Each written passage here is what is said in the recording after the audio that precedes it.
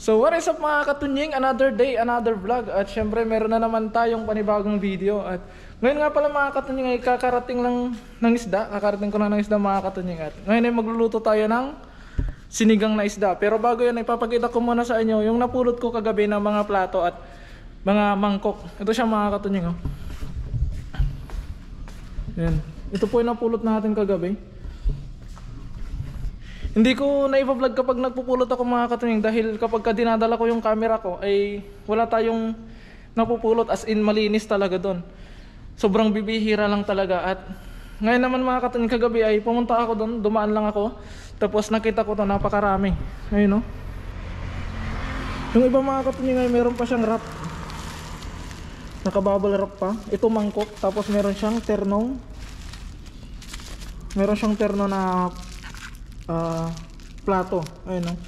Plato tapos mangkok. Ayan. Ito mga katunying, ito, tapos ito, tapos ito. Ayan. Ayan, no? Gaganda pa mga katunying. Tapos ito ay puro sila babasagin. Mga babasagin mga katunying. Ayan. Ayan, no? Ito babasagin to. Tapos pero ito mga katunying, nalaglag. Baka.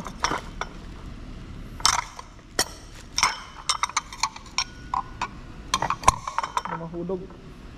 Pero mga ito mga katunying ay hindi siya babasagin, para siyang plastic na ewan. Tingnan niyo mga katunying, kakapal, oh. Oh, wala man lang galos mga katunying. Di ba? Oh. Wala. Ang titibay mga katunying. Dito tayo sa paliwanag, oh. Walang galos. Ito naman mga katunying, meron platito, meron siyang ternong plato. Ito din yung plato mo. Yan, oh. Ayan, terno siya mga katunying. Tapos, ano tayo, quality check tayo. Walang galos mga katunying, oh. Grabe. Di ba? Oh. Hindi mabasag eh. Hindi mabasag. Diba? Quality check mga katunying. Ang kakapal. Ang dami niyan mga katunying, oh. Medyo marumi nga lang, may mga dilaw-dilaw siya. Pero sabi ni mama ko kasi, sila na bahalang maglinis, sila na bahalang maghugas. Basta ang gagawin ko lang ay tatanggalan natin ng alikabok mamaya. Bali hugasan lang natin ng hugasan lang natin para matanggal yung mga alikabok, kasi isasabay natin sa mga damit na ipapadala natin mga katunying. Yan to. Mangkok din to mga katunying. Yan. Ang kakapal yan mga katunying. May mga dilaw-dilaw nga lang, pero sabi ni mama ko ay madali na lang tanggalin yung yung mga dilaw-dilaw niya. Ito. Marami din to. Tapos yung plato natin na pahaba. Yan. Diba? Grabe. Napakaangas. Bali ang hugasan pala natin dito mamaya mga katunying ay itong mga hindi babasagin, kasi ito yung may mga alikabok niya, may mga alikabok siya. Pero itong mga babasagin ay okay naman siya dahil may balot. Kaya ayun mga katunying, pero bago natin hugasan to ay magluluto muna tayo ng sinigang. Kaya dahil hindi pa tayo nagtatanghalian at di pa tayo nag-aalmusal, para may lakas tayong hugasan tong mga hugasin na to. Siguro magluluto muna tayo. Let's G. At ayun mga katunying, so nandito tayo sa labas, dito tayo magluluto ng ulam natin. So ibang version nga pala ng sinigang to mga katunying, dahil yung tilapia ay ipiprito muna natin bago natin sisigang. Siyempre hintayin muna nating uminit yung kawali. Ayun, mainit na. Lagyan na natin ng mantika. Ayan. Medyo nagdagan natin ng konti para isahang salang. Dahil minsan ay nag-uulam din tayo ng mantika na may toyo na pinagpirituhan ng isda. So yun, sa pakiwari ko na may mainit na ang ating mantika, kaya susubukan na natin ilagay ang tilapia. Mag-iingat lang mga katunying dahil talsik ng mantika ang talsik na di mo gugustuhin. Talagang sus Mariosep. Sabakan natin yung ng prepare natin dahil meron na abutin.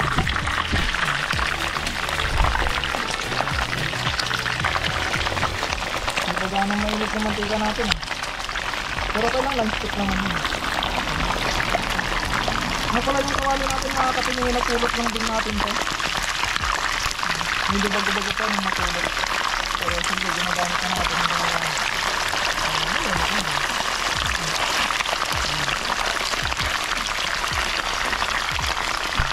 so hintay lang natin malito yan mga katunying. Habang hinintay natin maprito to, ay sisimulan naman natin itong mga ingredients natin. So hindi man tayo kompleto ng ingredients mga katunying, pero okay na yan. At least lasang sinigang. Kaya ayun, hiwa-hiway lang natin itong mga kakailanganin nating gulay habang hinihintay ito. Let's go. Yun, babalik pa rin na natin. Ito pa lang yung nahanda natin, kamatis pa lang. Pero ito, kaluto na. Wow, ganda nga naman ang pagkakaluto. Sarap. Baliktad lang natin. Iikot tayo. Para mabaliktad natin ang ayos. Wow, grabe. Sarap enjoy. Ay, nabulog.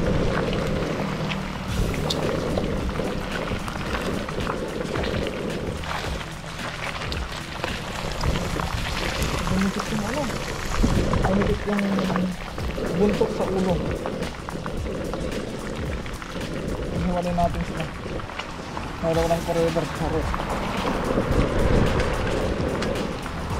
Mahangin kasi dito sa labas eh. Kaya hindi pa nito itong ulo. Saka itong buntok na isa medyo alanganin ko. Gawa ng mahangin kasi mga katingin. Kaya yung apoy ay nandito lahat sa gila. At ayun, dahil sa mahangin mga katingin, ginawa na natin ng pansamantalang harang itong ano. Tapos dahil matagal maluto yung ating piniprito, gawa ng mahangin. Itong okay, natanggalan na natin. Dahil isisigang pa natin ito mga katingin.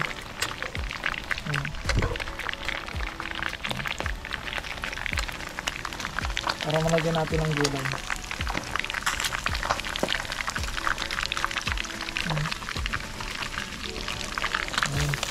Yung ulo hindi pa naluluto. Ayun. Dahil tapos na yung piniprito natin mga katunying at nakahanda na din yung mga gulay natin, ay magsisigang na tayo. Siyempre yung pinagprito natin, kuha lang tayo ng konti. Okay. Konti lang mga katunying. Bali, pagigisan lang pala ng ating kamatis yung nilagay natin. Ayun mga katunying, medyo nasunog, kumuha pa ng sandok sa loob.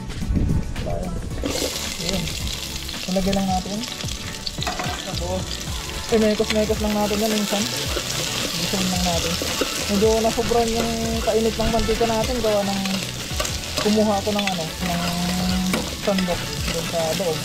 Eh pagbalik ko na, usok na, hindi ko pa na nahinaan ng apoy. Gisa-gisa lang natin yung aromatic ingredients na. Nilagay ko na pala yung ano mga katunying, yung luya at saka sibuyas. Halo-halin lang natin para hindi siya tuluyang makset. Kapag nagisa na yan mga pare, pag nagisa na yan, ilagay na natin yung pangmalakasang ingredients natin. Siyempre walang iba, kamatis. Yung talagang nagbibigay naman mga katunying.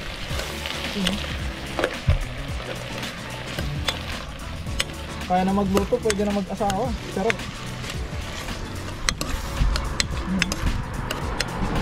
tapos takpan lang natin ng ilang sandali mga katunying para sumaba ay yung kamatis ay kumatas. Yun. Ayun, tingnan na natin yun, sumabaw na mga katunying. Sumabaw na. Diba? Sumubi. Siyempre, nalagyan natin yan ng sabaw para yung katas ng kamatis ay dumami, or yung linamnam ng kamatis ay mas lalong kumalat. Kapag nagluluto kasi ako ng ulam ko mga katunying, ay hindi lang ulam ngayon, ulam mamayang gabi, ulam ngayong tanghali, ulam mamayang gabi, hanggang ulam kinabukasan. Dahil mag-isa ko lang mga katunying, eh dito kasi sa dorm may kanya-kanya kami. Kaya siyempre tayo may trabaho, eh, wala tayong gaanong oras na magluto ng ating ulam. Kaya kapag nagluluto tayo ay inisahan na natin. Kaya ayun, hintayin lang natin itong kumulo. Siyempre takpan ulit natin mga katunying yung pangmalakasang takip ng kasirola. Ayan. So bali yung kasirola din natin mga katunying, pulot lang din yan. Pulot lang din to bago pa nang napulot natin. Merong pang tag. Pakaswerte natin mga katunying. Kaya ayun, hintayin lang natin kumulo. Then lalagyan na natin yung iba nating ingredients. Let's G. At yun mga katunying, habang hinintay natin kumulo ay lalagyan na natin ng pampalasa. Ayan. Hindi pa kumukulo. So, lalagyan natin ng paminta. Yung paminta po yun. Hindi lang halata. Pero paminta po talaga yan. Tapos, lalagyan po natin ng patis or fish sauce. Fish sauce. Fish sauce. Ayan. Fish sauce tuloy. Tansya-tansyan lang natin. Lagdagan na lang natin mamaya kung kulang. At magdagdag tayo ng sabaw kapag sobra. Ganun lang diskarte nyan mga kasama. Tapos syempre maglalagay tayo ng adik sarap. Sakto kumulo na.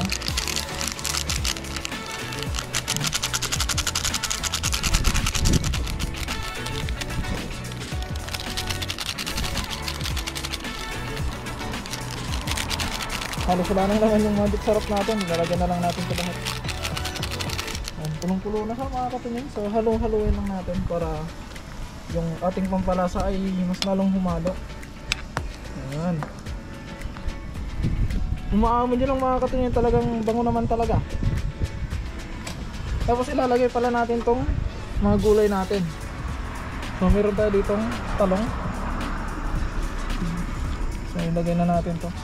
Dahil yung isda mga katunying ay kahit ihuli natin yon dahil naprito naman na. Kapag sinabay natin yan, ano na. Tsaka unahin natin tong gulay bago yung sinigang, dahil kapag inuna natin yung sinigang bago yung gulay natin ay titigas mga katunying. Tapos syempre yung ating sitaw. Ayan. Overload nga naman talaga mga katunying. Wala pa lang solve na, wala pang isda yan. Pakulan lang natin ito ng konti para hindi naman sobra-sobra.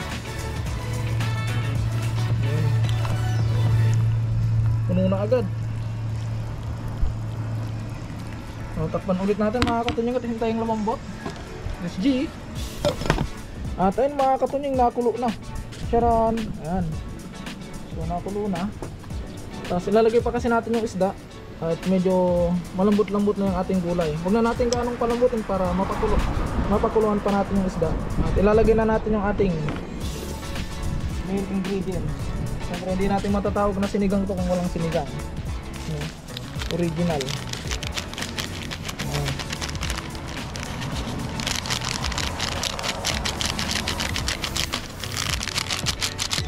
Yung sinigang na isda, kahit walang isda. Gusto naman dyan mga katunying. Lalagay lang muna natin ito. Yun. Marami na. At syempre, ilagay na natin yung ating isda. Kasya pa kaya ito? Wala na. May dahon pa tayo. Grabe naman yan.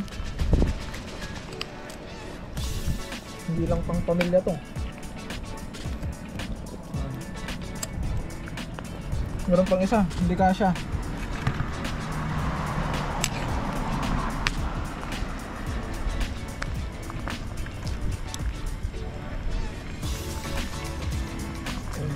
Hindi, hintay lang tayo ng konti mga katunying. Isang kulo pa. Tapos na to mga katunying. Takpan ulit natin. Charan. At ayun na mga katunying, so nilagay ko pala itong sili, hindi ko na nakunan. Lalagyan na natin itong ating dahon ng kawayan. Ay, get lang. Dahon ng kangkong mga katunying. Konti lang yung nakuha natin dahil wala nang gaanong ano yung kangkong natin. Okay. Yun. Konting ano na lang mga katunying at maluluto na yan. At ayun, luto na mga katunying. Kaya ano pang hinihintay natin? magsihain na kayo at magkakain na tayo. Siyempre sabay-sabay tayong kakain mga katunying. Kaya ganito nga pala ako magluto ng sinigang mga katunying. So piniprito ko muna yung isda. Eh sabi nga nila eh, ang bawat tao ay may kanya-kanyang diskarte sa pagluluto. Yun. So mas bet ko kasi yung ganito mga katunying na ipiprito ko muna yung isda bago ko sisigang. Dahil wala lang, trip ko lang. Napanood ko lang din to sa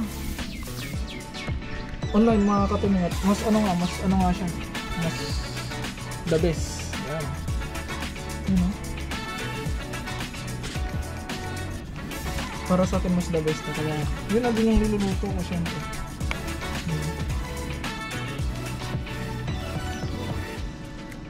Sabaw pa lang, ulam na. Tapos lagyan natin ng overload na gulay mga katunying. Eh kayo mga katunying, paano kayo magluto ng sinigang? Pa-comment naman mga katunying kung paano yung diskarte yung pagluluto para pasusunod masubukan din natin.